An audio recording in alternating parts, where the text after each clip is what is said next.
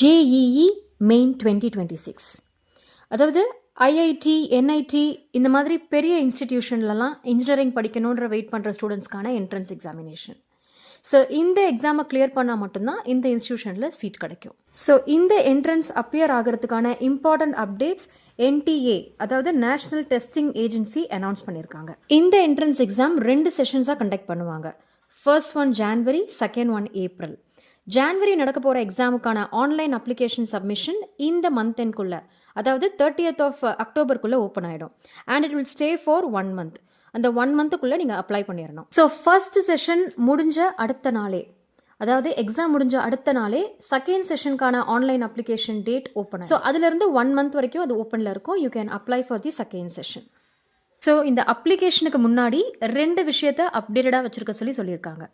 The first one is Aadhaar updation, அதாவது correct name with correct spelling and space. உங்களுடைய 10th mark ஷீட்டில் உங்களுடைய name எப்படி அப்டேட்டாக இருக்கோ அதே மாதிரி உங்கள் ஆதார்லையும் அப்டேட்டாக இருக்கணும். And the second one is updated and valid category certificate. நீங்கள் வந்து ஓபிசி, எஸ்சி, எஸ்டி இல்லை EWS, economically weaker session. So இந்த மாதிரி கேட்டகரியில் வந்தீங்கன்னா உங்களுடைய சர்டிஃபிகேட் அப்டேட்டடாக அப்டேட் பண்ணி வச்சுருக்கணும். For more details and updates, please visit the website below. All the best.